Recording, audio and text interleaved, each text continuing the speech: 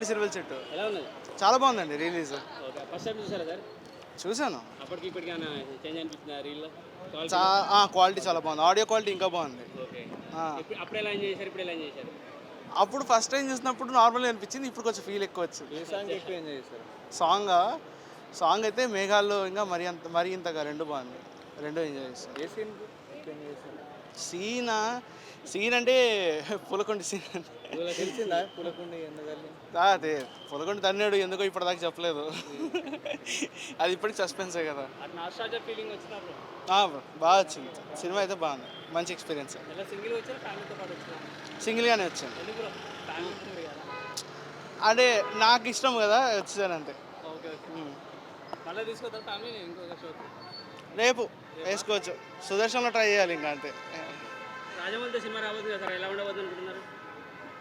ఆ రాజ్ ఏమో చెప్పలేము. రాజమౌళి కదా ఖచ్చితంగా 1000 crores దాటిపోద్ది. అన్ని రికార్డ్స్ బ్రేక్ అవుతాయి. హీరోయిన్ మైనస్ అవుద్ది అంటారు చాలా మంది. ఏమో అది అని అంటారు కానీ హాలీవుడ్ యాక్టర్స్ కూడా ఇన్వాల్వ్ అంటున్నారు కదా. మహేష్ బాబు, పృథ్వీరాజ్ మంచి కాస్టింగ్ బాగుంటుందిలేండి. అంటే ఒక ట్రావెలర్గా స్టోరీ అంటున్నారు. ట్రావెలర్ సెట్ అవుతారంటారు మహేష్ బాబు గారు. అవునవును బాగుంటుంది. అంటే అప్పట్లో వచ్చింది కదా టక్కరి దొంగ అవన్నీ. సో దీంట్లో చూస్తే బాగుంటుంది. సో ఓవరాల్ ఈ మూవీ ఎలా అనిపించింది సార్ మీకు? బాగుంది చాలా బాగుంది. మంచి ఫీల్ గుడ్. చాలా బాగుంది. ఫిల్మ్స్లో ఏదన్నా సినిమా రిలీజ్ చేయాలనంటే ఏం ఎక్స్పెక్ట్ చేస్తారు? కలేజా కలేజా డెఫినెట్లీ కలేజా. చించేస్తారేమో ఇక సీట్. కలేజా వస్తే ఇంకా రికార్డులు ఏమి ఉండవు.